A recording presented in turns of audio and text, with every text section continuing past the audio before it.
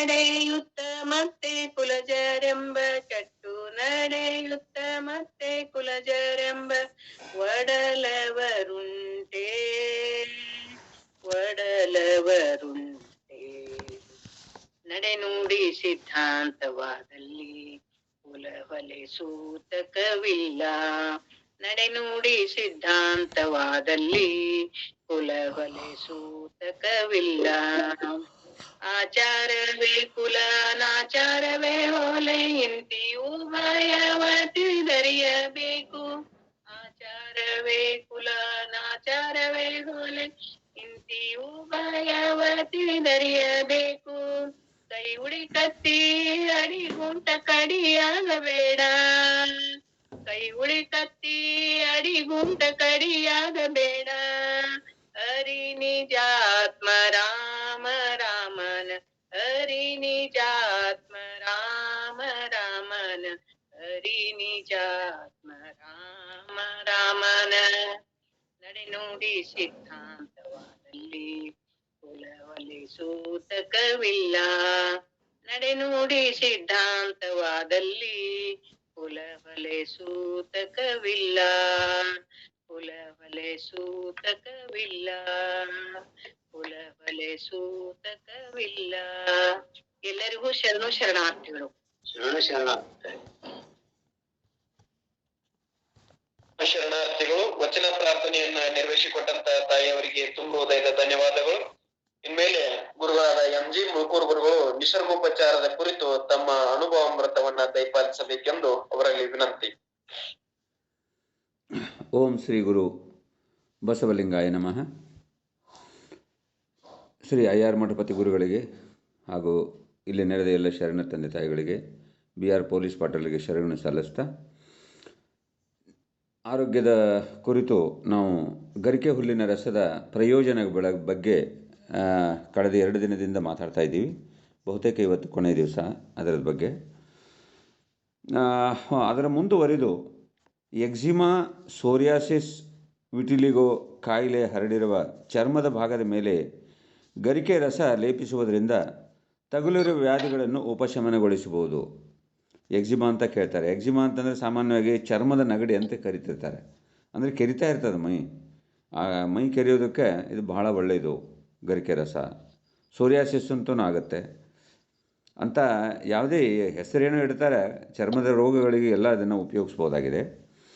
ಆಮೇಲೆ ವಿಷ ಜಂತುಗಳು ಕಚ್ಚಿದಾಗ ಗರಿಕೆ ರಸವನ್ನು ಕುಡಿಸುವುದರಿಂದ ಉಪಶಮನವಾಗುತ್ತದೆ.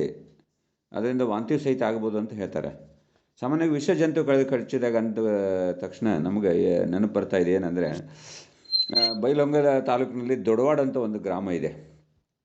ಆ ದೊಡವಾಡ ಗ್ರಾಮದಲ್ಲಿ ನಮ್ಮ ಸಂಬಂಧಿಕರಿದ್ದಾರೆ. ಅಲ್ಲಿ ಅವರು ಯಲ್ಲಪ್ಪ ಅಂತ ಹೇಳಿಬಿಟ್ಟು, ಯಲ್ಲಪ್ಪ ತುಪ್ಪದ ಅಂಥೇಳಿ ಅವರು ಒಂದು ಸಲ ತಮ್ಮ ಅನುಭವ ಹೇಳ್ತಾಯಿದ್ರು. ಏನಂದರೆ, ಆ ಹೊಲದಲ್ಲಿ ನಾಯಿ ಕಟ್ಟಿ ಹಾಕಿದರು. ನಾಯಿ ಕಟ್ಟಿ ಹಾಕಿದಾಗ ಒಂದು ಹುಚ್ಚುನಾಯಿ ಬಂದು ಅದು ಕಡಿದ್ಬಿಟ್ಟಿದೆ. ಅದಕ್ಕೆ ಹುಚ್ಚುನಾಯಿ ಬಂದು ಕಡಿದ ತಕ್ಷಣ ಇದು ಹುಚ್ಚು ಥರ ಮಾಡಿ ಇದು ಒದರಲಿಕ್ಕೆ ಪ್ರಾರಂಭ ಮಾಡಿತು. ಒದರಲಿಕ್ಕೆ ಪ್ರಾರಂಭ ಮಾಡಿದ ತಕ್ಷಣ ಇವ್ರು ನೋಡಿಬಿಟ್ಟು ಹಿಂಗ್ಯಾಕೆ ಒದರ್ತೈತೆ, ಇಷ್ಟು ದಿವಸ ಒದರ್ತಿರ್ಲಿಲ್ಲ ಅಂತ ಇದನ್ನು ಮಾಡಿ ಅದನ್ನು ಇನ್ನೇನು ಸಾಕಿದ್ರಲ್ಲ ಇಷ್ಟು ದಿವಸ, ಅದು ಭಾಳ ಹೊಡೆದರೂ ಸಹಿತ ಅದು ಸಾಯುವಂಗೆ ಹೊಡೆದರೂ ಸಹಿತ ಅದು ಯಾರಿಗಾರ ಕಚ್ಚಾಕೆ ಬರೋದು, ಇದನ್ನು ಮಾಡೋಕ್ಕಾಯ್ತು. ಇನ್ನೇನಾರ ನಮಗೆಲ್ಲ ತೊಂದರೆ ಆಗುತ್ತೆ ಅಂಥೇಳಿ ಅದಕ್ಕೆ ಊಟನ ಹಾಕೋದು ಬಿಟ್ಟರು. ಊಟನ ಹಾಕೋದು ಬಿಟ್ಟ ತಕ್ಷಣ ಅದು ಯಾಕಂದರೆ ಹೆಂಗಾರೆ ಸತ್ತೋಗ್ಬಿಡಲಿ ಅಂತೇಳಿ ಹೊಡೆದಾಗ ನೆಲಕ್ಕೆ ಬಿದ್ದರೂ ಸಹಿತ ಒದರೋದು ಬಿಟ್ಟಿರಲಿಲ್ಲ. ಯಾಕಂದರೆ ಹುಚ್ಚುನಾಯಿ ಒಂದು ಪರಿಣಾಮದಿಂದ ಕೊನೆಗೆ ಬೇಡ, ಸಾಯಿಸೋದು ಬೇಡ, ಅದನ್ನು ಅದ್ರ ಪಾಡಿಗೆ ಬಿದ್ದಿರಲಿ ಅಂಥೇಳಿ ಅದನ್ನು ಬಿಟ್ಟರು. ಅದು ಏನು ಮಾಡ್ತೈತೆ, ಅಲ್ಲಿ ಏನು ಸಿಕ್ಕಲಿಲ್ಲಲ್ಲ, ಅಲ್ಲಿ ಸಿಕ್ಕಿದ್ದು ಈ ಹುಲ್ಲನ್ನೇ. ಆ ಹುಲ್ಲು ತಿಂದು ಸುಮಾರು 1-1.5 ತಿಂಗಳಲ್ಲಿ ಮತ್ತೆ ಆ ಹುಚ್ಚುನಾಯಿ ಎಲ್ಲ ಹೋಗಿ ಮತ್ತೆ ಮಾಮೂಲಿ ಆಯ್ತಂತದ ನಾಯಿ. ನೋಡಿ, ಆ ಘಟನೆ ಕೇಳಿ ಅದಾದಮೇಲೆ ನಾನು ಬೆಂಗಳೂರಲ್ಲಿ ನನ್ನ ಮಕ್ಕಳು ಆಗ ಇನ್ನೂ 8ನೇ ಕ್ಲಾಸ್ 9ನೇ ಕ್ಲಾಸು ಓದ್ತಾಯಿದ್ರು. ಆವಾಗ ಏನಾಯಿತು, ಹೀಗೆ ನಾಯಿ ಕಡಿತು.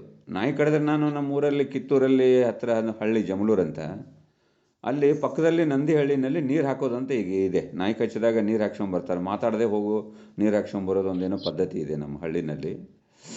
ಆದರೆ ನಾನೇನು ಮಾಡಿದೆ, ಅಲ್ಲಿ ಆಕೆನ ಮಗಳಿಗೆ ಈಗ ಡಾಕ್ಟ್ರ್ ಓದಿದ್ದಾಳೆ. ಆಕೆ ನ್ಯಾಚುರೋಪತಿ ಡಾಕ್ಟರ್ ಆಗಿದ್ದಾಳೆ, ಮೈಸೂರಲ್ಲಿ ಇರ್ತಾಳೆ. ಜಯದೇವದಲ್ಲಿ ಕೆಲಸ ಮಾಡ್ತಾಯಿದ್ರು. ಆಕೆಗೆ ನಾಯಿ ಕಚ್ಚಿತು. ನಾಯಿ ಕಚ್ಚಿದಾಗ 8ನೇ ಕ್ಲಾಸ್ ಇದ್ದಾಗ ಆಕೆಗೆ ಕಚ್ಚಿದ ತಕ್ಷಣ ನಾನು, ಅಮ್ಮ ನೀನು 2-3 ದಿವಸ ಬರೀ ಹಣ್ಣು ತರಕಾರಿಯಲ್ಲಿ ಇದ್ಬಿಡು, ನೀನು ಅನ್ನ ಸಾರೋದೇನೆ ಊಟ ಮಾಡಬೇಡ ಅಂಥೇಳಿ ಬರೀ ಕಚ್ಚಾಹಾರದಲ್ಲಿ ಇಟ್ಬಿಟ್ಟು, ಆಮೇಲೆ 1 ವಾರದವರೆಗೆ ಆಕೆಗೆ ಅಲ್ಲೇ ಪಕ್ಕದಲ್ಲೇ ಲಾಲ್ಬಾಗ್ ಪಕ್ಕದಲ್ಲೇ ಇದ್ದೀವಿ ನಾವು. ಲಾಲ್ಬಾಗ್ದಲ್ಲಿ ಹೋಗಿ ದಿವಸ ಗರಿಕೆ ತರೋದು, ರಸ ಮಾಡಿಕೊಡೋದು. ಹೀಗೆ ಸುಮಾರು 1 ವಾರ ಗರಿಕೆ ಜ್ಯೂಸ್ ಕುಡಿಸಿದೆ. 3 ದಿವಸ ಆಕೆಗೆ ಬರೀ ಹಣ್ಣು ತರಕಾರಿಯಲ್ಲಿ ಇಟ್ಟಿದ್ದೆ. ಅದರದ್ದೇನು ಪರಿಣಾಮ ಇದಾಗಲಿಲ್ಲ. ಹೆಚ್ಚು ಕಡಿಮೆ ಎಲ್ಲ ಇಂಜೆಕ್ಷನ್ ಮಾಡಿಸ್ಬೇಕು, ಅದು ಮಾಡಬೇಕು, ಇದು ಮಾಡಬೇಕು ಅಂತ ಭಾಳೆಲ್ಲ ಜನ ಇದು ಮಾಡ್ತಾಯಿದ್ರು. ಏನಾಗಲ್ಲ ಬಿಡ್ರಿ ಅಂತ ಹೇಳಿಬಿಟ್ಟು ಅದು ಯಾರು ಹೇಳಿದ್ರು ಏನು ಸೊಪ್ಪು ಹಾಕದೆ ಅದನ್ನು ನಾನು ಕಂಟಿನ್ಯೂ ಮಾಡಿದೆ. ಹಾಗಾಗಿ ಈ ವಿಷ ಜಂತುಗಳಲ್ಲಿ ಕಚ್ಚಿದಾಗ ಅಥವಾ ನಾವೇನಾದರೂ ಈ ಮೊಳೆಗಿಳೆ ಕೈಗೆ ಚುಚ್ಚಿರ್ತದೆ ನೋಡಿ, ಸೆಫ್ಟಿಕ್ ಆಗುತ್ತೆ ಅಂತ ಭಾಳ ಜನ ಹೆದರ್ತಿರ್ತಾರೆ. ಆ ಮೊಳೆಗಿಳೆ ಏನಾರು ಚುಚ್ಚಿದಾಗ ಬೆಸ್ಟ್ ಆ್ಯಂಟಿಸೆಪ್ಟಿಕ್ ಅಂದ್ರೆ ನಮಗೆ ಈ ಗರಿಕೆ ಹುಲ್ಲಿನ ರಸ 1 ವಾರ ಕುಡಿದ್ಬಿಟ್ರೆ ಆ ಸೆಫ್ಟಿಕ್ ಆಗೋದೆಲ್ಲ ನಂಜು ಬರೋದೆ ಅಂತ ಏನಂತಾರಲ್ಲ, ಆ ನಂಜನ್ನು ನಿವಾರಣೆ ಮಾಡ್ತಕ್ಕಂಥ ಶಕ್ತಿ ಗರಿಕೆ ಹುಲ್ಲಿನಲ್ಲಿದೆ. ಆದರೆ ಅದಕ್ಕೆ ನಂಬಿಕೆ ಇರಬೇಕಷ್ಟೇ. ನಾವು ಅದನ್ನು ತಂದು ಪ್ರಯೋಗ ಮಾಡಬೇಕು, ಅಂದರೆ ಮಾತ್ರ ಅದು ಸಾಧ್ಯ ಆಗುತ್ತೆ. ಗರಿಕೆ ಹುಲ್ಲು ಬಹಳ ಅದ್ಭುತವಾಗಿರ್ತಕ್ಕಂಥದ್ದು. ಅದಲ್ಲದೆ ಹಲ್ಲು ನೋವು, ಒಸಡುಗಳಿಂದ ರಕ್ತ ಒಸರುವಿಕೆ, ರಕ್ತ ಒಸಡಿನಿಂದ ಬರ್ತಾ ಇರ್ತದೆ. ಅದರ ನಿವಾರಣೆಗಾಗಿ ಈ ಗರಿಕೆ ರಸ ಉಪಯುಕ್ತ ಆಗ್ತದೆ.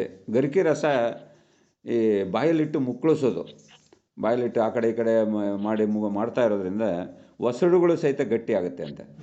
ಇದು ಮಠಪತಿ ಸರ್ ಮೊನ್ನೆನೂ ತಮ್ಮ ಇದರಲ್ಲಿ ಹೇಳ್ತಾ ಇದ್ರು ಇದ್ರ ಬಗ್ಗೆ. ನಮ್ಮದು ಹಲ್ಲಲ್ಲಿ ಈ ನೋವಿನಲ್ಲೆಲ್ಲ ದಂತಕ್ಷಯವನ್ನು ನಿವಾರಿಸುತ್ತೆ ಅಂತ ಮೊನ್ನೆ ಇದ್ರ ಬಗ್ಗೆ ಹೇಳ್ತಾ ಇದ್ರು. ಅದಲ್ಲದೆ ಮಕ್ಕಳಿಗೆ ಸಕಾಲದಲ್ಲಿ ಹಲ್ಲುಗಳು ಹುಟ್ಟಲಿಕ್ಕೆ ಸಹಾಯಕ ಆಗುತ್ತದೆ.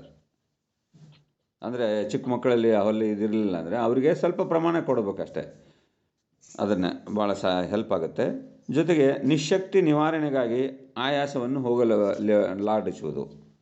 ನಮ್ಮ ಏನು ನಿಶಕ್ತಿ ಆಗಿರ್ತದೆ ಅದನ್ನು ನಿವಾರಣೆ ಮಾಡಿ ನಮಗೆ ಆಯಾಸವನ್ನು ಕಡಿಮೆ ಮಾಡುತ್ತೆ. ಜೊತೆಗೆ ಸಕಾಲಕ್ಕೆ ಮಲ ವಿಸರ್ಜನೆಗೆ ಅನುಕೂಲವಾಗಿ ಮಲಬದ್ಧತೆ ನಿವಾರಣೆ ಆಗುತ್ತೆ. ಅಂದರೆ ನಾವು ಕಾನ್ಸ್ಟಿಪೇಷನ್ ಅಂತ ಇವತ್ತು ಕರಿತಾ ಇದ್ದೇವೆ. ಬಹುತೇಕ ಸಾಮಾನ್ಯವಾಗಿ ಎಲ್ಲರೂ 100ಕ್ಕೆ 99 ಜನ ಮಲಬದ್ಧತೆಯಿಂದ ಇವತ್ತು ಸಫರ್ ಆಗ್ತಾ ಇದ್ದಾರೆ. ಸೊ ಅದು ಈ ಮಲಬದ್ಧತೆ ನಿವಾರಣೆ ಆಗಲಿಕ್ಕೆ ಸಹಾಯಕ ಆಗುತ್ತೆ. ಅದಲ್ಲದೆ ಬಾಯಿಯೊಳಗೆ ನಾಲಿಗೆಯಲ್ಲಿ ಹುಣ್ಣುಗಳಿದ್ದಲ್ಲಿ ವಾಸಿಯಾಗುವುದು, ಬಾಯಿ ಹುಣ್ಣು ಅಂತ ನಾವು ಕರಿತೀವಿ, ಬಾಯಿ ಹುಣ್ಣು ವಾಸಿ ಆಗಲಿಕ್ಕೆ ಹೆಲ್ಪ್ ಆಗುತ್ತೆ. ಅದ್ರ ಜೊತೆ ಇನ್ನೊಂದು ಬಾಯಿ ಹುಣ್ಣಿಗೆ ಈಗ ನೆನಪು ಬಂತು, ಏನಂದರೆ ಬಾಯಿ ಹುಣ್ಣಿಂದ ಏನಾರು ಇದ್ದರೆ ಅಂಥವರು ಈ ಅಕ್ಕಿ ತೊಳೆದ ನೀರು, ಅನ್ನ ಮಾಡೋಕ್ಕಿಂತ ಮುಂಚೆ ಅಕ್ಕಿ ತೊಳೆದ ನೀರು ಚೆಲ್ತಿರ್ತಾರಲ್ಲ, ಆ ನೀರನ್ನು ಬಾಯಲ್ಲಿ ಇಟ್ಕೊಂಡು ಮುಕ್ಕಳಿಸ್ಬೇಕು. ಮುಕ್ಕಳಿಸೋದ್ರಿಂದನೂ ಸಹಿತ ಆ ಬಾಯಿ ಹುಣ್ಣು ವಾಸಿ ಮಾಡ್ಕೋಬೋದಾಗಿದೆ. ಗರಿಕೆ ಹುಲ್ಲಿನಿಂದ ಮತ್ತು ಇನ್ನೊಂದು ಪ್ರಯೋಜನ ಏನಂದರೆ ಪಾರ್ಶ್ವವಾಯು ತೊಂದರೆಗಳಿಗೂ ಸಹಿತ ದಿವ್ಯ ಔಷಧ. ಏನು ಪ್ಯಾರಲೈಸಿಸ್ ಹೊಡಿತಾರಂತಾರಲ್ಲ, ಆ ಪ್ಯಾರಲೈಸಿಸ್ ಅಟ್ಯಾಕಿಗೂ ಇದು ಸಹಾಯಕ ಮಾಡುತ್ತೆ. ಮೆಣಸಿನ ಕಾಳಿನೊಂದಿಗೆ ತಯಾರಿಸಿದ ಗರಿಕೆ ಕಷಾಯವು ಸಾಮಾನ್ಯ ಜ್ವರಕ್ಕೆ ಉಪಯುಕ್ತವಾದದ್ದು. ನೋಡಿ, ಗರಿಕೆ ಕಷಾಯ ಸಾಮಾನ್ಯ ಜ್ವರಕ್ಕೆ, ಆರ್ಡಿನರಿ ಫೀವರ್ ಅಂತ ಏನು ಕರಿತಾ ಇದ್ದೇವೆ. ಮೊನ್ನೆ ಯಜಮಾನರು ಹೇಳ್ತಾಯಿದ್ರು, ಏನು ನಮ್ಮ ಇನ್ನೊಬ್ರು ಯಾರೋ ಹೆಸರು ನೆನಪು ಬರ್ತಾಯಿಲ್ಲ, ಅವರು ಗರಿಕೆ ಕಷಾಯ ಅದ್ರ ಬೇರೆನ ಕುದಿಸಿಬಿಟ್ಟು ಕೊಡಿದಾಗ ಉರಿಗೆ ಹೆಲ್ಪ್ ಆಗುತ್ತೆ ಅಂತ ಹೇಳ್ತಾಯಿದ್ರು. ಹಾಗೆ ಅಪ್ಪನ ಚೌಗ್ಲಿ ಅವರು, ಕರೆಕ್ಟ್, ಅಪ್ಪನ ಚೌಗ್ಲಿ ಅವರು ಹೇಳ್ತಾಯಿದ್ರು ಗರಿಕೆ ಕಷಾಯ ಜ್ವರಕ್ಕೆ ಉಪಯೋಗ ಆಗುತ್ತೆ ಅಂತ ಅನ್ನೋದು ಸಹಿತ ಇಲ್ಲೇ ನೋಟ್ ಮಾಡಿದ್ದಾರೆ. ಪಿತ್ತಜನ್ಯ ವಿಕಾರಗಳಲ್ಲಿ ಅನುಕೂಲವಾಗುವುದು. ಅದಲ್ಲದೆ ಇದು ಚೈತನ್ಯದಾಯಕವಾಗಿರುವುದರಿಂದ ಎಲ್ಲರೂ ಸಹ ತಮ್ಮ ಆರೋಗ್ಯ ಕಾಪಾಡಿಕೊಳ್ಳಲು ಗರಿಕೆ ರಸವನ್ನು ಕುಡಿಬೋದು. ಏನು ಬರೀ ಪೇಷಂಟ್ ಅಷ್ಟೇ ತೊಗೋಬೋದಾ ಅಂತ ನೀವೇನು ಚಿಂತೆ ಮಾಡಬೇಕಾಗಿಲ್ಲ, ಎಲ್ಲರೂ ತೊಗೋಬೋದು. ಪೇಷಂಟ್ ಅಷ್ಟೇ ಅಂತಲ್ಲ, ಆರೋಗ್ಯವಂತರು ಸಹಿತ ತೊಗೋಬೋದು. ಇನ್ನಷ್ಟು ಆರೋಗ್ಯ ಸುಧಾರಣೆ ಆಗುತ್ತೆ. ತಾಯಂದಿರಿಗೆ ಎದೆ ಹಾಲು ಬರಲಿಲ್ಲ ಡೆಲಿವರಿ ಆದಮೇಲೆ ಅಂತಂದರೆ, ಎದೆ ಹಾಲು ಬರದೇ ಇದ್ದರೂ ಸಹಿತ ಗರಿಕೆ ರಸ ಕೊಟ್ಟರೆ ಎದೆ ಹಾಲು ಬರಲಿಕ್ಕೆ ಶುರುವಾಗುತ್ತೆ. ಅದು ಆರೋಗ್ಯ ಕೆಟ್ಟಾಗ, ಅನಾರೋಗ್ಯ ಇದ್ದಾಗ ನಮಗೆ ಔಷಧಿಯಾಗಿ ಕೆಲಸ ಮಾಡಿದರೆ, ಆರೋಗ್ಯ ಇದ್ದವ್ರು ನಾವು ತೊಗೊಂಡಿವಿ ಅಂದರೆ ನಮಗೆ ಆಹಾರವಾಗಿ ಕೆಲಸ ಮಾಡುತ್ತೆ ಗರಿಕೆ ಹುಲ್ಲು. ಹಾಗಾಗಿ ನಮ್ಮ ಆಹಾರ ಏನಿದೆಯಲ್ಲ, ನಮ್ಮ ಇವು ತಗೊಳ್ಳೋದು, ಈ ನಾವು ಹೇಳ್ತಕ್ಕಂಥದ್ದು ಆರೋಗ್ಯವಂತರೂ ತಗೋಬೇಕು, ಅನಾರೋಗ್ಯವಂತರೂ ತಗೋಬೇಕು. ಅದನ್ನು ನಾವು ಗಮನಿಸಬೇಕು. ನೀವು ಅಲ್ಲಿ ಮೆಡಿಸಿನ್ಗಳು ಹಾಗಲ್ಲ, ಯಾರಿಗೆ ತಲೆನೋವು ಬಂದಿದೆ ಅವ್ನು ತಲೆನೋವು ಮಾತ್ರೆ ತೊಗೋಬೇಕಷ್ಟೇ, ಬೇರೆದನ್ನು ತೊಗೊಂಡ್ರೆ ಅದರ ಸೈಡ್ ಇಫೆಕ್ಟ್ ಆಗುತ್ತೆ. ಆ ತೊಗೊಂಡವ್ರಿಗೂ ಆ ತಲೆನೋವು ಮಾತ್ರೆ ತೊಗೊಂಡ್ರೂ ಸಹಿತ ಅಲ್ಲಿ ಸೈಡ್ ಇಫೆಕ್ಟ್ ಇದ್ದೇ ಇದೆ. ಸೊ ಹಾಗಾಗಿ ಇಲ್ಲಿ ನಮ್ಮದು ಆಹಾರನ ಔಷಧಿಯಾಗಿ ಮಾಡ್ತಕ್ಕಂಥದ್ದು, ಅದಕ್ಕೆ ಅಂಗೈಯಲ್ಲಿ ಆರೋಗ್ಯ ಅಂತ ಈ ಒಂದು ಮಾಲಿಕೆಯನ್ನು ಕರಿತಾ ಇರ್ತಕ್ಕಂಥದ್ದು. ಇನ್ನು ಗರಿಕೆ ರಸ ಹೆಂಗೆ ಮಾಡಬೇಕು, ಎಷ್ಟು ಪ್ರಮಾಣ ಅಂತ ಅನ್ನೋದೊಂದು ಬರುತ್ತೆ ಮಾತು. ಹೇಗೆ ಮಾಡಬೇಕು ಅಂತಂದರೆ ಒಂದು 15ರಿಂದ 20 ಕಡ್ಡಿ ಸಾಕು ಒಬ್ಬರಿಗೆ. ಒಂದು 3-4 ಇಂಚು ಇರತಕ್ಕಂಥ ಕಡ್ಡಿಗಳನ್ನು ತೊಗೊಂಬಂದು, ಮೊನ್ನೆ ಅಪ್ಪರ ಹೇಳ್ತಿದ್ರು ಗಣಪತಿಗೆ ಏರಿಸೋ ಬದಲಿ, ಗಣಪತಿಗೆ ಅಂದರೆ ಅನಲಾಸುರ ರಾಕ್ಷಸ ನುಂಗಿ ಹೊಟ್ಟೆ ನೋವು ಬಂದು ಆವಾಗ ಗರಿಕೆ ಜ್ಯೂಸ್ ಕೊಟ್ರಂತೆ. ಅದು ಹಾಗೆ ವಾಸಿ ಮಾಡ್ಕೊಳ್ಳೋದು. ಒಂದು ತಮಿಳ್ನಾಡಿನಲ್ಲಿ ಒಂದು ಆಶ್ರಮದಲ್ಲಿ ಹಾವು ಕಚ್ಚಿದವ್ರು ಯಾರು ಹೋದರೆ ಅವ್ರು ಹೇಳೋದಿಲ್ಲ ಅಂತ ಪೇಷಂಟಿಗೆ, ಆ ಗರಿಕೆ ರಸ ತಂದು ಕುಟ್ಬಿಟ್ಟು ಕುಡಿಸಿ ಒಂದು 3 ದಿವಸ ಇಟ್ಕೊಂಡು ಕಳಿಸ್ತಾರಂತವ್ರು. ಸೊ ಅಂದರೆ ಆ ಹಾವು ಕಚ್ಚಿದಾಗಲಿ ಯಾವ ವಿಷ ಜಂತುಗಳು ಕಚ್ಚಿದಾಗಲಿ ಅದನ್ನು ನಾವು ಮಾಡ್ಬೋದು. ಮಾಡೋದು ಹೆಂಗಂದರೆ ಒಂದು 15ರಿಂದ 20 ಕಡ್ಡಿ ಸಾಕು ಒಬ್ಬರಿಗೆ. ಅದನ್ನು ತಂದು ಸಣ್ಣಗೆ ಕಟ್ ಮಾಡಬೇಕು. ಕಟ್ ಮಾಡಿ ಮಿಕ್ಸಿಗೆ ಹಾಕಿದರೆ ಆಗಲ್ಲ. ನೀವು ಮಿಕ್ಸಿಗೆ ಬೇರೆ ಸೊಪ್ಪು ಹಾಕಿದರೆ ಬೇಗ ರಸ ಬರ್ತದೆ, ಆದರೆ ಈ ಗರಿಕೆ ಹುಲ್ಲು ಸ್ವಲ್ಪ ಸ್ಟ್ರಾಂಗ್ ಆಗಿರ್ತದೆ. ಎಲ್ಲ ಇದಕ್ಕಿಂತ ಭಾಳ ಅತ್ಯುತ್ತಮವಾದಿದ್ದು. ಅದರ ಬೇರುಗಳು 20-25 ಅಡಿ ಹೋಗಿರ್ತದೆ ನೋಡಿರಿ ಗರಿಕೆದು. ಅದಕ್ಕೆ ನೀವು ಗರಿಕೆ ಕಿತ್ತರೂ ಸಹಿತ ಕೆಲವು ರೈತರು ಒದ್ದಾಡ್ತಿರ್ತಾರೆ, ಏನಪ್ಪ ಇದು ಗರಿಕೆ ಎಷ್ಟು ಬರ್ತೈತಿ, ನಾ ಕಿತ್ತಂಗೆ ಬರ್ತೈತಿ ಅಂತಿರ್ತಾರೆ ರೈತರು. ಯಾಕಂದರೆ 20-25 ಅಡಿ ಅದರ ಆಳಗಳಲ್ಲಿ ಬೇರೆ ಇರ್ತಾವಂತ. ನೀವು ಮೇಗಿಂದ ಕಿತ್ತರೂ ಸಹಿತ ಕೆಳಗಿಂದ ಬರ್ತಾ ಇರ್ತೈತೆ ಅದು. ಅಂಥ ಒಂದು 25 ಅಡಿ ಆಳದಿಂದ ಅದು ಸತ್ವವನ್ನು ಪಡ್ಕೊಂಡಿರುತ್ತೆ. ತಂದು ಕಟ್ ಮಾಡಿ ರುಬ್ಬಬೇಕು, ಒಳಕಲ್ಲಲ್ಲಿ ಜಜ್ಜಿ ರುಬ್ಬಬೇಕು. ಇದಕ್ಕಾಗಿ ಒಂದು ಕಲ್ಲನ್ನು ಬೇರೆ ಇಟ್ಕೊಳ್ಬೇಕು. ನೀವು ಖಾರ ಕೊಟ್ಟು ಕಲ್ಲು ಥರ ಒಂದು ಇಟ್ಕೊಂಡು ಅದರಲ್ಲಿ ಜಜ್ಜಿ ಇದ್ದರೆ ಅದರ ರಸ ಜಾಸ್ತಿ ಬರುತ್ತೆ. ಅದೇನು 1 ಚಮಚ ರಸ ಬರ್ಬೋದು. ಅದಕ್ಕೆ 1 ಗ್ಲಾಸ್ ನೀರು ಹಾಕಿ ಕುಡಿಬೇಕು. ನಾವು ಜಾಸ್ತಿ ಡೈಲ್ಯೂಟ್ ಮಾಡಬೇಕು. ಡೈಲ್ಯೂಟ್ ಮಾಡಿ ಅದಕ್ಕೆ ಬೇಕಂದರೆ ಜೇನುತುಪ್ಪ ಬೆಲ್ಲ ಹಾಕೋಬೋದು, ಇಲ್ಲಾಂದರೆ ಹಾಗೇನೂ ಕುಡಿಬೋದು. ಈ ರೀತಿಯಾಗಿ ನಾವು ಗರಿಕೆ ರಸವನ್ನು ಉಪಯೋಗಿಸಿ ಮಾಡ್ಬೋದು. ಅದನ್ನು ಜೊತೆ ನೀವು ಬಾಳೆಹಣ್ಣು ಹಾಕಿದರೆ ಇನ್ನೂ ಚೆನ್ನಾಗಿ ಟೇಸ್ಟ್ ಆಗುತ್ತೆ. ಏಲಕ್ಕಿ ಹಾಕಿದರೆ ಇನ್ನೂ ಭಾಳ ಟೇಸ್ಟ್ ಆಗಿರುತ್ತೆ. ಆ ಥರ ರುಚಿಕರವಾಗಿ ಸಹಿತ ನಾವು ದಪ್ಪಾಗಿ ಇದಾಗುತ್ತೆ. ನೀವು ಜಜ್ಜಿಬಿಟ್ಟು ಮಿಕ್ಸಿಗೆ ಹಾಕಿ, ಆಮೇಲೆ ಮಿಕ್ಸಿಗೆ ಹಾಕುವ ಕೊನೆಯಲ್ಲಿ ಒಂದು ಬಾಳೆಹಣ್ಣು, ಏಲಕ್ಕಿ ಬಾಳೆಹಣ್ಣು ಹಾಕಿದರೂ ಅದರ ಒಂದು ಟೇಸ್ಟು ರುಚಿ ಜಾಸ್ತಿ ಆಗುತ್ತೆ. ಏಲಕ್ಕಿ ಪೌಡ್ರನ್ನು ಹಾಕ್ಬೋದು ಅಂತ ಹೇಳ್ತಾ ಈಗಾಗಲೇ 5:30 ಆಗಿರೋದ್ರಿಂದ ನನ್ನ ಮಾತಿಗೆ ವಿರಾಮ ನೀಡ್ತಾ ಇದ್ದೇನೆ. ಎಲ್ಲರಿಗೂ ಶರಣಾರ್ಥಿ. ಇಲ್ಲಿವರೆಗೆ ಶ್ರೀ MG ಮುಳುಕೂರ್ ಅವರು ಧಾರವಾಡದಿಂದ ಗರಿಕೆ ಹುಲ್ಲಿನ ಮಹತ್ವವನ್ನ ತಿಳಿಸ್ತಾ, ಅದನ್ನ ಯಾರ್ಯಾರು ಸೇವನೆ ಮಾಡ್ಬೇಕು, ಯಾರ್ಯಾರ ದೇಹದೊಳಗ ಉಸಿರೈತೋ ಅವರೆಲ್ಲರೂ ಅದನ್ನು ಸೇವನೆ ಮಾಡಿದರೆ ಏನು ತೊಂದರೆ ಇಲ್ಲ ಅನ್ನೋದನ್ನು ಕೂಡ ಸ್ಪಷ್ಟವಾಗಿ ಹೇಳಿದ್ದಾರೆ. ಆರೋಗ್ಯವಂತರಿಗೆ ಅದು ಪುಷ್ಟಿಯನ್ನು ಕೊಟ್ರೆ, ಯಾರು ರೋಗದಿಂದ ಪೀಡಿತ ಆಗ್ತಾರೋ ಅವರಿಗೆ ಔಷಧಿಯಾಗಿ ಪರಿಣಾಮವನ್ನು ಅದು ಮಾಡ್ತಾ ಅವರ ಆರೋಗ್ಯ ಸುಧಾರಣೆಯಲ್ಲಿ ತನ್ನ ಪಾತ್ರವನ್ನು ಮಾಡ್ತಾ ಇದೆ. ಆ ಕಾರಣಕ್ಕಾಗಿ ಗರಿಕೆ ಹುಲ್ಲನ್ನ ನಾವು ಉದಾಸೀನ ಮಾಡಲಾರದೆ ಆ ಗರಿಕೆ ಹುಲ್ಲನ್ನ ನಾವು ನಮ್ಮ ದೈನಂದಿನ ಬದುಕಿನೊಳಗ ಉಪಯೋಗ ಮಾಡಬೇಕು ಅನ್ನೋದನ್ನು ಕೂಡ ಅವ್ರು ಹೇಳ್ತಾ, ವಿಷಜಂತುಗಳ ಕಡಿದ್ರೆ ಆ ವಿಷವನ್ನ ಹೊರಹಾಕಲಿಕ್ಕೆ ಈ ಗರಿಕೆ ಹುಲ್ಲು ನಮಗೆ ಸಹಾಯ ಮಾಡ್ತದ. ಇಂಥ ಅಂಗೈಯಲ್ಲಿ ಆರೋಗ್ಯವಾಗಿರುವಂತ, ಅಂಗೈಯಲ್ಲಿ ಆರೋಗ್ಯ ಇದೆ ಅಂತ ಮದ್ದುಗಳನ್ನ, ಮನೆ ಮದ್ದುಗಳನ್ನ ನಾವು ಮಾಡಿಕೊಳ್ತಾ ನಮ್ಮ ಜೀವನವನ್ನ ಸುಗಮವಾಗಿ ಸಾಗಿಸೋಣಂತ ಮಾತನ್ನ ಹೇಳಿದ ಶ್ರೀ MG ಮುಳುಕೂರ್ ಅವರಿಗೆ ಧನ್ಯವಾದಗಳು. ಇಂದು ಪ್ರೊಫೆಸರ್ BR ಪೊಲೀಸ್ ಪಾಟೀಲ್ರು ಅಚಾನಕ್ ಆಗಿ ಅವರು ಬೆಂಗಳೂರಿಗೆ ಹೋಗ್ಬೇಕಂತ ಪ್ರಸಂಗ ಬಂದಿದೆ. ಅವರು ಈಗ ಟ್ರೈನ್ ನಲ್ಲಿದ್ದಾರೆ.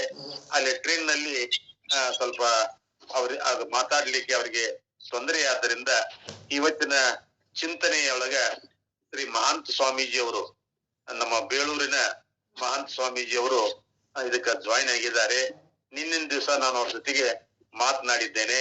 ಅವರು ಸಮಯಾವಕಾಶಕ್ಕಾಗಿ ಇನ್ನೊಮ್ಮೆ ಸಮಯ ಕೊಟ್ರೆ ಆ ಶೂನ್ಯಲಿಂಗ ವಿವೇಚನೆಯ ಕುರಿತಂತ ಮಾತುಗಳನ್ನ ನಾನು ಹೇಳ್ತೇನೆ ಅಂತ ತಿಳ್ಕೊಂಡೇನು ಹೇಳಿದ್ದಾರೆ. ಇವತ್ತು ಅವರು ಜಾಯಿನ್ ಆಗಿದ್ದಾರೆ.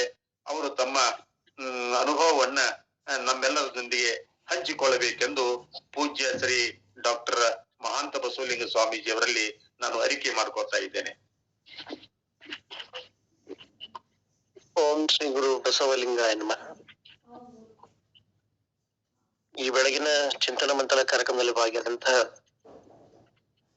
ಎಲ್ಲಾ ತಂದೆ ತಾಯಿಗಳಿಗೆ ಭಕ್ತಿಯ ಶ್ರದ್ಧೆಗಳನ್ನು ಸಲ್ಲಿಸಿ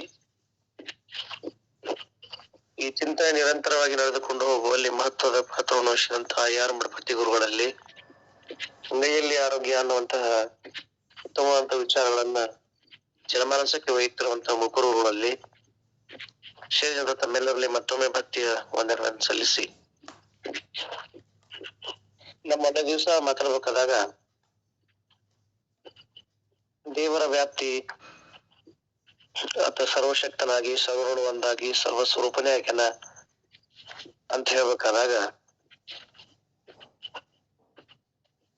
ಅವನ ಸ್ವರೂಪ ಹೆಂಗೈತಿ ಅಂತ ಗೊತ್ತಾದ್ಮೇಲೆ ಕಣ ಕಣದಲ್ಲೂ ಕೂಡ ಭಗವಂತ ಅದಾನ ಅಂತ ಗೊತ್ತಾದ್ಮೇಲೆ ಬಹಳಷ್ಟು ಮಂದಿ ಯಕ್ಷ ಪ್ರಶ್ನೆ ಇದು ಬರೀ ಭಾಗಿಯಾದ್ರದಲ್ಲ, ಸಾವಿರ ಮಂದಿ ಪ್ರಶ್ನೆ ಏನು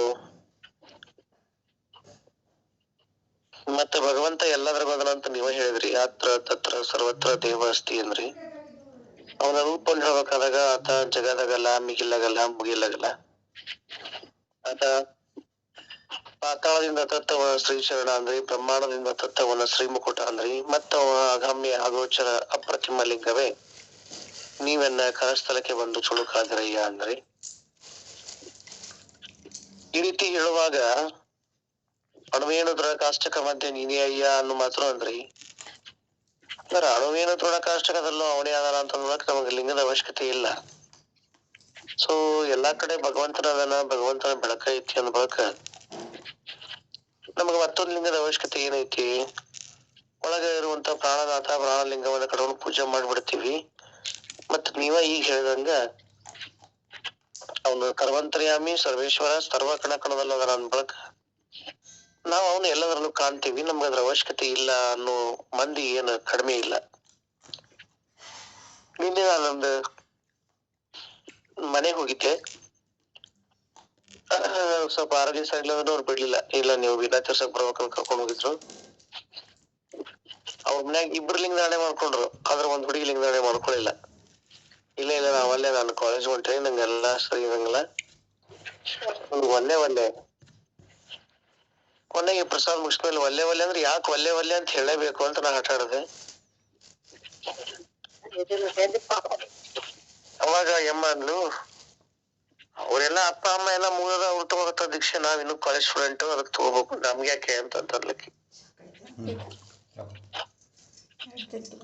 ನೋಡಿ, ಅವ್ರ ತಂದೆ ತಾಯಿಗಳ ಮುಲಾಕದಲ್ಲಿ ಏನಾದ್ರು ಲಿಂಗ ಕಟ್ಕೊಂಡು ಲಿಂಗ ಸಂಸ್ಕಾರ ಕೊಡ್ಪಟ್ಟು ಅವ್ರ ಏನಾದ್ರು ಅವ್ರ ಲಿಂಗ ಪೂಜೆ ಮಾಡ್ಕೊಂತ ಬೆಳೆದಿದ್ದನ್ನ ಅವ್ರ ಮಕ್ಳು ನೋಡ್ಬಿಟ್ಟಿದ್ವು ಅಂದ್ರ ಅದೇಂದ್ರ ಸರಿಯಾಗಿ ಅಂತ ತೊಳಗೆ ಮಾಡ್ಬಿಟ್ಟಿದ್ರ ಅವ್ರು ಒಲ್ಲೆ ಅಂತಿದ್ದಿಲ್ಲ.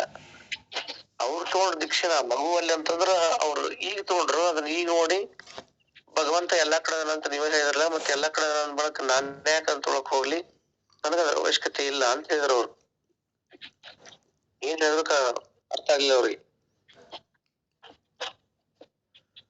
ಒಂದ್ ಇರೋದೇನಂದ್ರ ಭಗವಂತ ಎಲ್ಲಾ ಕಡೆ ಬಿದ್ದಾನ, ಅಣು ಇನ್ನೊಂದು ಕೂಡ ಅವನೇ ಅದ. ನಾ ಮತ್ ಹೇಳ್ತೀನಿ, ಸಜೀವ ಅಥವಾ ನಿರ್ಜೀವ ವಸ್ತುವಿನ ಅತ್ಯಂತ ಅಳಕ್ಕ ಪ್ರೋಟಾನ್ ಅದ, ಸೆಲ್ ಅಂಡ್ ಸೆಲ್ ಮೆಂಬ್ರೇನ್. ಆ ಪ್ರೋಟಾನ್, ನ್ಯೂಟ್ರಾನ್, ಎಲೆಕ್ಟ್ರಾನ್ಸ್ ಒಳಗ ಅಖಂಡ ಎನರ್ಜಿ ಐತಿ. ಆದ್ರ ಆ ಎನರ್ಜಿ ಏನೈತಿ ಅಂದ್ರ ಯಾವ ವ್ಯಕ್ತಿಯ ಶರೀರವನ್ನು ಪ್ರವೇಶ ಮಾಡ್ಲಿಕ್ಕೆ ಅದರಲ್ಲಿ ಶಕ್ತಿ ಇಲ್ಲ. ಅದಕ್ಕ ಅವ್ರ ಅಂತಂದ್ರು ಏನ್ ಹಾಕತ್ತಾರಪ್ಪ ಬಸವ ತಂದೆ ಅಂತಂದ್ರ, ಹೇ ಭಗವಂತ, ನಿನ್ನ ವಿಶಾಲ ವ್ಯಾಪ್ತಿ, ನಿನ್ನ ಇರುವಿಕೆ, ನಿನ್ನ ಹೊರವಿಕೆ, ನೀ ಎಷ್ಟ್ ವಿಶಾಲ ಅದಿ ಅಂದ್ರ ಜಗದಗಲ್ಲ. ಈ ಜಗತ್ತು ಎಷ್ಟು ವಿಶಾಲ ಐತಲ್ಲ ಅಷ್ಟು ವಿಶಾಲ ನೀರಿದ್ಯಾ, ಅದನ್ನ ಮೀರಿದ್ಯಾ ನೀನು, ಮಿಗೆಯಾಗಲ್ಲ. ಆಕಾಶದ ವ್ಯಾಪ್ತಿ ಎಷ್ಟೈತೋ ಆ ಆಕಾಶದ ವ್ಯಾಪ್ತಿ ಎಲ್ಲಿ ಮಠ ಐತೆ ಅಲ್ಲಿ ಮಠ ನಿನ್ನ ವ್ಯಾಪ್ತಿ ಅದ. ಅಷ್ಟೇ ಅಲ್ಲ, ನೀನ್ ಅದನ್ನ ಮೀರಿದೀಯಾ ಅಂತ ಹೇಳ್ತಾರ. ಮುಗಿಲಾಗಲ್ಲ. ಆ ಮುಗಿಲ್ ಎಷ್ಟೈತೆ ಆ ಮುಗಿಲನ್ನ ಮೀರಿ ನೀನಿದೀಯಾ, ಆ ಮುಗಿಲಿಗಿಂತ ವಿಶಾಲವಾಗಿ ನೀನಿದೀಯಾ, ಅದಕ್ಕಿಂತ ದೊಡ್ಡ ಬಾಹು. ಮುಗಿಲಾಗಲ್ಲ. ಮತ್ ಹೇಳ್ತಾರ ನಿನ್ನ ಆಳ ಎಷ್ಟೈತಿ ಅಂದ್ರ ಪಾತಾಳದಿಂದ ತತ್ತ ನಿಮ್ಮ ಶ್ರೀಚರಣ. ಎಷ್ಟು ಭೂಮಿಯನ್ನ ಅಗತ್ತಾ ಕೆಳಗೆ ಹೋಗ್ತೀಯೋ ಅಗದಷ್ಟು ಕೆಳಗ ನನ್ನ ಶ್ರೀ ಚರಣ ಐತಿ. ಆಕಾಶದಿಂದ ತತ್ತ ನಮ್ಮ ಶ್ರೀ ಮುಕುಟ, ಮಣಿ ಮುಕುಟ.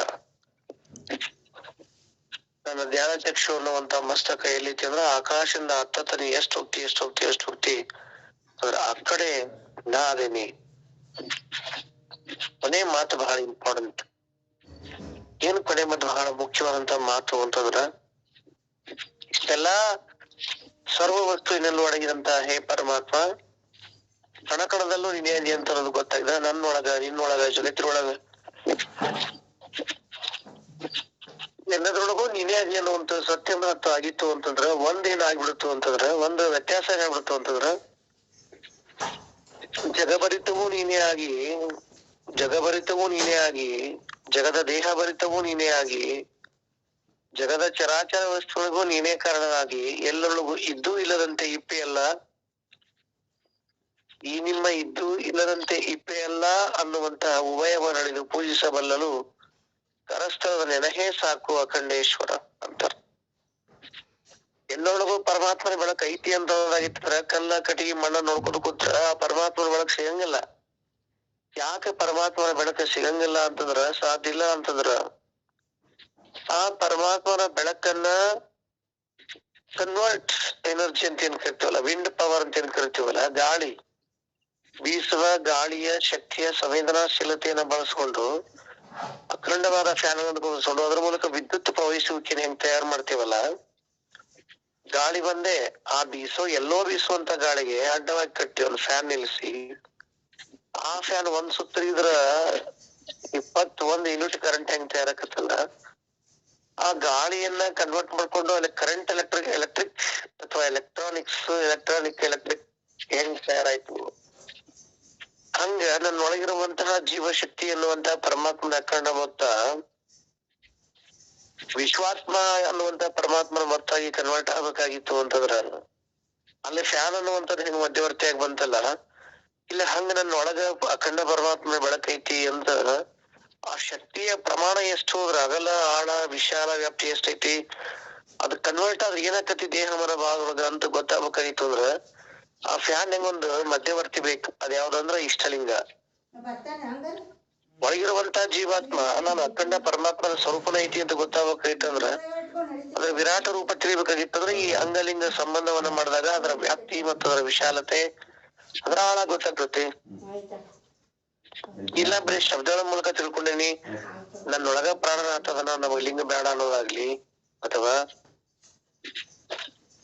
ನಾವ್ ಲಿಂಗಾಯತ ಅಂತ ಲಿಂಗ ಕಟ್ಟ ಹೋಗೈತಂದ್ರೆ ಬೇಕಾಗಿಲ್ರಿ ನಮ್ಗ ಅನ್ನೋರಿಗಾಗ್ಲಿ, ಅಥವಾ ಲಿಂಗದೊಳಗ ಎಲ್ಲ ಹೆಂಗೈತ್ರಿ ಅದೇನು ಸಾಧ್ಯ ಇಲ್ಲ, ನಾವ್ ಎಲ್ಲಿ ಬೇಕಾದ್ರೆ ಅಲ್ಲಿ ಕುತ್ಕೊಂಡು ಆನಂದವನ್ನ ಕಾಣ್ತೀವಿ ಅನ್ನೋದಾಗ್ಲಿ, ಅವೆಲ್ಲವು ಹೆಂಗ ಅಂತಂದ್ರ ಕೇವಲ ಬಿಸಿಲಿದ್ದಂಗ ಅವು ಬೆಂಕಿ ಕೆಂಡ ಆಗ್ಲಿಕ್ಕೆ ಸಾಧ್ಯ ಇಲ್ಲ. ಎಲ್ಲವರ ಸುತ್ತು ಒಳಗಿರುವಂತ ಎಲ್ಲ ಗುಣದೋಷ ಚುನಾಗಿ ಮಾಡುವಂತ ಶಕ್ತಿ ಹೆಂಗದ, ಅದಕ್ಕೆ ಅವ್ರು ಕೊನೆ ಮಾತೇನ್ ಹೇಳ್ತಕ್ಕಂತಂದ್ರ ಬಹಳ ಮುಖ್ಯವಾದ ಮಾತನ್ನು ಹೇಳ್ತಾರೆ ಬಸವತಂದೆ. ಇಂತಹ ಜಗದಗಲ ಮಿಗಿಲಗಲ ಮುಗಿಲಗಲ ವಿಶಾಲ ಕಾಯವಾದಂತ ನೀನು, ಪಾತಾಳದಿಂದ ತತ್ತ ನಿಂತ ಪಾದದ ವ್ಯಾಪ್ತಿಯನ್ನು ಹೊಂದಿರುವಂತ ನೀನು, ಬ್ರಹ್ಮಾಂಡದಿಂದ ತತ್ ಅಖಂಡ ಜ್ಞಾನ ರೂಪವನ್ನು ಹೊಂದಿರುವಂತ ನೀನು, ವಿಶ್ವತೋ ಚಕ್ಷು ನೀನೇ ದೇವ, ವಿಶ್ವತೋ ಬಾವು ನೀನೇ ದೇವ, ಏನ್ ಎಲ್ಲ ನೋಡ್ತೀಯ ಅಲ್ಲೇ ನೀನೇ ನೀನ್ ಕಾಣ್ತೀಯ ಅನ್ನೋದಾಗಿತ್ತು ಅಂದ್ರ, ಹಾಗೆ ಸಕಲದೊಳಗೂ ನೀನು ಕಾಣುವಂತ ಅಖಂಡ ಪರಮಾತ್ಮನ ಬೆಳಕಿನ ಮೊತ್ತ ಎಲ್ಲೇ ನರ ಹರ ಸುರ ಯೋಗಿ ಮುನಿ ಲಾಕುಳೇಶ ಇಂದ್ರ ಚಂದ್ರ ಬ್ರಹ್ಮ ವಿಷ್ಣು ಇವರೆಲ್ಲರಿಗೂ ಕಾಣದೇ ಇರ್ತಕ್ಕಂತ ಹೇ ಅಖಂಡ ಪರಮಾತ್ಮನ ಮೊತ್ತವೇ ನೀನು 12ನೇ ಶತಮಾನಕ್ಕ ನನ್ನ ಅಂಗೈಯೊಳಗ ನನ್ನ ಅಖಂಡ ಜ್ಞಾನ ಚಕ್ಷುವಿಗೆ ಒಲಿದು ನನ್ನ ಕರಸ್ಥಲಕ್ಕೆ ಚುಳುಕಾಗಿರಲಿಯ, ನನ್ನ ಕರಸ್ಥಲಕ್ಕೆ ಚುಳುಕಾಗಿ ಬಂದ್ರಲ್ಲ, ಇದು ನನ್ನ ಪುಣ್ಯ, ಇದು ನನ್ನ ಭಾಗ್ಯ. ಯಾವ ಜಗತ್ತು ನೀನನ್ನು ಹುಡುಕೊಂತ ಹೋಯ್ತು ಆ ಜಗತ್ತಿಗೆ ಕಾಣದೇ ಇರ್ತಕ್ಕಂತಹ ನೀನು ಎಲ್ಲಿ ಮಟ್ಟ ಕಾಣಿಲ್ಲ ನೀ ಅಂತಂದ್ರೆ ಸ್ವಯಂ ಶಿವನಿಗೂ ಗೊತ್ತಾಗ್ಲಿಲ್ಲ, ಸ್ವಯಂ ಬ್ರಹ್ಮನಿಗೂ ಗೊತ್ತಾಗ್ಲಿಲ್ಲ, ಸ್ವಯಂ ವಿಷ್ಣುವಿಗೂ ಗೊತ್ತಾಗ್ಲಿಲ್ಲ. ಏನು ದೇವಾನು ದೇವತೆಗಳು ಅಂತ ಕರಿತೀವಲ್ಲ, ಆ ದೇವಾನು ದೇವತೆಗಳಿಗೂ ಕೂಡ ಅವನ ಸ್ವರೂಪ ವ್ಯಾಪ್ತಿ ಗೊತ್ತಾಗ್ಲಿಲ್ಲ. ಅವರೆಲ್ಲರೂ ಕೂಡ ಬಡಬಡತಕ್ಕ ಹುಡ್ಕಾಡ್ಲಿಕ್ಕೆ ಹೋಗಿ ಬುದ್ಧನು ಕೂಡ ಭಗವಂತನ ಅಸ್ತಿತ್ವನ ಹುಡುಕ್ಲಿಕ್ಕೆ ಹೋಗಿ ಒಂದ್ ಹಂತಕ್ಕೆ ನಿಂತು ಹೋಗ್ಬಿಡ್ತಾನ. ಮಹಾವೀರ ನಿಂತು ಹೋಗ್ತಾನ. ಪ್ರಪಂಚದ ಎಲ್ಲ ದಾರ್ಶನಿಕರು ಒಂದ್ ಹಂತಕ್ಕ ಭಗವಂತನ ಇರುವಿಕೆಯನ್ನು ನೋಡ್ತಾ ನೋಡ್ತಾ ಹೋಗಿ ಒಂದ್ ಹಂತಕ್ಕೆ ನಿಂತು ಸೋತ್ ಬಿಡ್ತಾರ. ಅವರೆಲ್ಲರೂ ಎಲ್ಲಿಗೆ ಸೋತಾರೋ ಸೋತಂತ ಮುಂದಿನ ವಿಜಯದ ಹೆಜ್ಜೆ ಬಸವಣ್ಣನವರ ಹೆಜ್ಜೆ. ಅದಕ್ಕೆ ಈ ರೀತಿ ವಿರಾಟನಾದಂತ ನೀನು, ವಿಶ್ವರೂಪವಾದಂತ ನೀನು, ವಿಶ್ವದ ಕಣಕಣದಲ್ಲೂ ಅಡಗಿರುವಂತ ನೀನು ನನ್ನ ವಿರಾಟ ಸ್ವರೂಪವನ್ನ, ನನಗೆ ನನ್ನ ಮೂಲ ಮಟ್ಟವನ್ನ ತೋರಿಸಲಿಕ್ಕೆ ಕರಸ್ಥಳದ ಲಿಂಗ ರೂಪದೊಳಗೆ ಹೊರಗೆ ಬಂದಲ್ಲಯ್ಯ, ಇದು ನನ್ನ ಭಾಗ್ಯ ಅಂತಾರ ಬಸವಣ್ಣವರು. ಎನಗಿದು ಸೋಜಿಗ, ಎನಗಿದು ಆಶ್ಚರ್ಯ, ಏನು ಜಗಭರಿತವಾದಂತಹ ಲಿಂಗವೇ ನೀ ನನ್ನ ಕರಸ್ಥಳಕ್ಕೆ ಬಂದು ಚುಳುಕಾದೆಲ್ಲ, ನನ್ನ ಭಾಗ್ಯ, ಇದು ನನ್ನ ಪುಣ್ಯ. ಅದಕ್ಕೆ ನೀವೆನ್ನ ಕರಸ್ಥಳಕ್ಕೆ ಬಂದು ಚುಳುಕಾದಿರಯ್ಯ, ನೀವು ನನ್ನ ಕರಸ್ಥಳಕ್ಕೆ ಬಂದು ಚುಳುಕಾದ್ರಿ. ಚುಳುಕು ಆ ಅಂಗೈ ಒಳಗೆ ಬಂದ್ರ ಎಷ್ಟು ಬೇಕಲ್ಲ ಅಷ್ಟು ವಿಶಾಲವಾದಂತ ನೀನು, ಅಷ್ಟು ಜಗಭರಿತವಾದಂತ ನೀನು, ಅಷ್ಟು ಈರೇಳು ಬ್ರಹ್ಮಾಂಡಗಳನ್ನ ಒಳಗೊಂಡಂತಹ ನೀನು, ಸರ್ವಶಕ್ತನಾದಂತ ನೀನು, ನನಗ ನನ್ನ ಮೂಲ ರೂಪವನ್ನು ತೋರಿಸ್ಲಿಕ್ಕೆ ಅಂಗೈ ಒಳಗ ಸಣ್ಣ ಚುಳುಕಾಗಿ ಬಂದು ನನಗ ಒಲ್ಲರಲ್ಲ, ಇದು ನನ್ನ ಭಾಗ್ಯ ಅಲ್ದ ಇನ್ನೇನು, ನನ್ನ ಪುಣ್ಯ ಅಲ್ದ ಇನ್ನೇನು, ಇದು ನಿಜವಾಗ್ಲೂ ನನ್ನ ಭಾಗ್ಯ, ನನ್ನ ಪುಣ್ಯ. ಇಂತಹ ಅಖಂಡ ಶಕ್ತಿಯ ವಿರಾಟ ರೂಪವನ್ನ, ಅಂದ್ರ ಒಟ್ಟಾರೆ ಹೇಳುವಂತ ವಿಷಯ ಏನಂತಂದ್ರ, ನಿಜವಾಗ್ಲೂ ಭಗವಂತ ಅತ್ರ ತತ್ರ ಸರ್ವತ್ರ, ಅವನು ಪ್ರತಿ ಕಣಕಣದಲ್ಲೂ ಭಗವಂತ ಅದಾನ. ಅದರ ಪ್ರತಿ ಕಣಕಣದಲ್ಲೂ ಇದ್ದಂತಹ ಭಗವಂತ ತನ್ನ ಮೂಲ ರೂಪವನ್ನ ತೋರಿಸ್ಲಿಕ್ಕೆ ಮಧ್ಯವರ್ತಿಯ ಕೊರತೆ ಐತಿ. ಹಾಗೆ ಮಧ್ಯವರ್ತಿಯ ಕೊರತೆ ಇಲ್ದಾನ ಈ ಜಗತ್ತು ಭಗವಂತನನ್ನ ವಿಭಿನ್ನ ರೀತಿಯಲ್ಲಿ ಭಕ್ತಿಯನ್ನ ಮಾಡಿ ತಲ್ಲಣಗೊಂಡು ಮೈ ಸುಟ್ಕೊಂಡಿತ್ತು, ಕೈ ಸುಟ್ಕೊಂಡಿತ್ತು, ಮನ್ಸನ್ ಸುಟ್ಕೊಂಡಿತ್ತು. ಎಷ್ಟು ಪೂಜೆ ಮಾಡಿದ್ರು ಅವೇನಿಲ್ಲ, ಭಗವಂತ ಎಲ್ಲವೂ ಸುಳ್ಳು ಅಂತಂತೇವಲ್ಲ ನಾವು. ಈಗ ನಾವು ನಮ್ಮ ಮನೆಯೊಳಗೆ ಹಳ್ಳಿಯೊಳಗಿನ ಮಾತು ಹೇಳ್ಬೇಕಂದ್ರ, ಅವೆಲ್ಲ ನನ್ನ ತಂಗಿ ದೇವರನ್ನ ಕರ್ಣ ಇಲ್ಲವ ಯಾವ ಅವಿದ್ರೆ ಇಷ್ಟು ಕಷ್ಟ ಕೊಡ್ತಿದ್ನೇನು, ನಾ ಹೋಗದಂತ ಇರ್ತಕ್ಕಂಥ ಗುಡಿ ಇಲ್ಲ, ನಾ ಪೂಜೆ ಮಾಡ್ತಕ್ಕಂಥ ದೇವ್ರಿಲ್ಲ, ಎಲ್ಲಿ ಎಲ್ಲಿ ಎಲ್ಲಿ ಎಲ್ಲಿ ಎಲ್ಲಿ ಪೂಜೆ ಮಾಡಿ ಬಂದ್ರು ನನ್ ಮಗ ಆರಾಮಾಗ್ಲಿ ಅಂತ, ನನ್ ಗಂಡ ಆರಾಮಾಗ್ಲಿ ಅಂತ ಏನೆಲ್ಲಾ ಮಾಡಿದೆ, ನನ್ನ ಗಂಡರ ಉಳಿಲ್ಲ, ನನ್ನ ಮಗಾರ ಉಳಿಲ್ಲ, ನನ್ನ ಪಾಲಿಗೆ ದೇವ್ರಿಲ್ಲ ನೋಡ್ ತಂಗಿ ಸತ್ ಹೋಗ್ಯಾನ, ಅವ ಇಲ್ಲ ಇಲ್ಲ ಅಂತ ಕೊನೆ ನಿರ್ಣಯ ತಗೋತಾರ ನೋಡ್ರಿ. ತಮಗೆ ಕಷ್ಟ ಬಂದಾಗ, ತಮಗ ಅತಿ ಕಷ್ಟಗಳು ಬಂದ ಆಳಾಕತ್ತಾಗ ಆ ದೇವ್ರಿಗೆ ಹೋದ್ರ, ಈ ದೇವ್ರಿಗೆ ಹೋದ್ರ, ದೀಪ ಹಚ್ಚಿ ಬಂದ್ರ, ಕಾಯಿ ಹೊಡೆದ್ ಬಂದ್ರ ಎಲ್ಲ ಕಷ್ಟಗಳನ್ನ ಪರಿಹಾರ ಮಾಡ್ತಾನ, ಭಗವಂತ ನಂಗ ಸಿಗ್ತಾನ ಅಂತ ಸಂಕಲ್ಪ ತೊಟ್ಟು ನಡ್ಕೊಂಡಾಗ ಅದ್ ಯಾವ್ದು ಕೆಲ್ಸಕ್ಕೆ ಬಾರ್ದನ ಗಂಡ ಮಕ್ಕಳು ತೀರ್ಕೊಂಡ್ಬಿಟ್ಟಿದ್ರು ಅಂದ್ರ, ಜೀವನದೊಳಗ ನಾ ತಿಳ್ಕೊಂಡ್ಬಿಟ್ಟಿನ ತಂಗಿ ಭಗವಂತ ನಾವಿಲ್ಲ, ಅವ ಕಲ್ಲದನ್ ನೋಡು ಅಂತ ಅವಾಗ ನೊಂದಾಗ ಹೇಳ್ತೇವೆ, ಸತ್ಯವನ್ನ ಹೇಳ್ತೀವಿ. ಅವ ಕಲ್ಲು ನಮ್ ಪಾಲಿಗೆ ಇಲ್ಲಿ ನೋಡವ ಅಂತ ಏನ್ ಹೇಳ್ತೇವಲ್ಲ, ಆ ಸತ್ಯವನ್ನ ಈಗ ನೀವು ಒಪ್ಕೊಂಡಿಲ್ಲ. ವಾಸ್ತವಿಕ ಸತ್ಯ ಅದೇ ಅದ, ಮತ್ತ ಅವ್ ಇರೋದು ಹಂಗ ಅದಾನ. ಹಂಗ ಪ್ರತಿ ವಸ್ತು ಕೂಡ ಭಗವಂತನನ್ನ ಬರೇ ಮನುಷ್ಯರಲ್ಲ, ಸಾಮಾನ್ಯ ಮನುಷ್ಯರ ಬಗ್ಗೆ ಬಿಟ್ಬಿಡ್ಬೇಕ್ರಿ ಕೈ. ಅವ್ರೇನ್ ಹೇಳ್ತಾರ, ನರಹರ ಸುರ ಬಿಟ್ಬಿಡ್ರಿ ಅಂತಾರ. ಮುನಿ ಯೋಗಿ ಜೋಗಿ ಲಾಕುಳೇಶ ಶುದ್ಧ ಶೈವ ಆದಿಶೈವ ಅವಾಂತರ ಶೈವ, ಇಂತಿ ಶೈವ ಕರ್ಮಿಗಳು ಯೋಗಿಗಳು ಎಲ್ಲರೂ ಕೂಡ ದೇವನ ಬೆನ್ನತ್ತಿ ದೇವನ ಕಾಣಲಾಗದೆ ಧ್ಯಾನ ಚಕ್ಷುವಿನ ಜೀವನನ್ನ ಕಂಡು ಬೆರಗಾದರು ನೋಡ. ಅಪ್ಪಣ್ಣ ಪ್ರಿಯ ಚನ್ನ ಬಸವಣ್ಣನಲ್ಲಿ ಸಂಗನ ಬಸವಣ್ಣ ಶಿವನೇ ತಾನಾಗಿ ಶಿವನ ಕಾಣುವ ಪರಿಯ ತೋರಿದ, ಪರಶಿವ ಮೂರ್ತಿಯನ್ನಾಗೇ ಮಾಡಿದ. ಅಬ್ಬಬ್ಬ, ಇದು ಸಂಗನ ಬಸವಣ್ಣಂಗಲ್ಲದೆ ಜಗದ ಯಾರಿಗೂ ಸಾಧ್ಯ ಇಲ್ಲ ನೋಡ ಅಂತ ಹೇಳ್ತಾರ ಲಿಂಗಮ್ಮ ತಾಯಿ. ಇದನ್ನ ಅರ್ಥ ಮಾಡ್ಕೋಕ್ ಮೊದ್ಲ. ಜಗತ್ತಿನ ಎಲ್ಲಾ ಚರಾಚರ ಮಹಾನ್ ಮಹಾನ್ ಮಹಾನ್ ಮಹಾನ್ ಯೋಗಿಗಳು ಕೇವಲ ತಮ್ಮ ಧ್ಯಾನ ಚಕ್ಷುವಿನ ಮೂಲಕ ಒಳಗಿತ್ತಂತ ಜೀವನನ ಕಂಡ ಬೆರಗಾದ್ರೆ ಹೊರತು ಪರಶಿವ ಮೂರ್ತಿಯನ್ನ ಕಾಣ್ಲಿಕ್ಕೆ ಅವ್ರ ಕಡೆಯಿಂದ ಆಗ್ಲಿಲ್ಲ.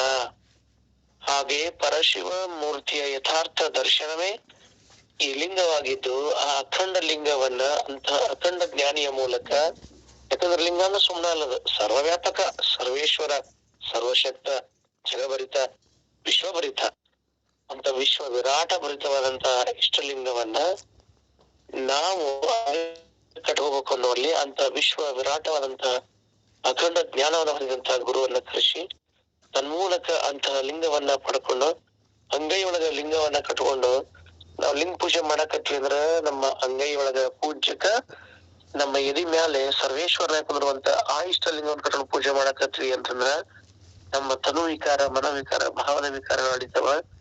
ಅದಾಗ ಆತ ತನ್ನ ಮೂಲ ಸ್ವರೂಪವನ್ನು ತೋರಿಸ್ತಾನ. ಅವಾಗ ನಾವು ದೇವರ ಅಲ್ಲೇ ಇಲ್ಲಿ ಅಂತ ಎಲ್ಲಿ ಬೇಕಲ್ಲಿ ಹುಡುಕಿ ಹರ್ಕೊಂಡು ಹೋಗುವಂತ ಅವಶ್ಯಕತೆ ನಮಗಿಲ್ಲ.